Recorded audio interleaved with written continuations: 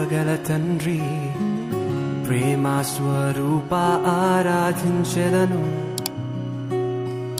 జీవము గల దేవా కృపగల తండ్రి ప్రేమ స్వరూప ఆరాధించెదను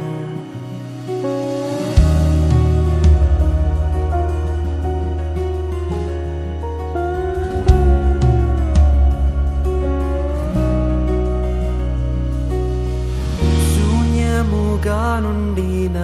నిరాకార భూమిపైన అగాధ జలములలోన నీ ఆత్మ అల్లాడెనుగా శూన్యముగా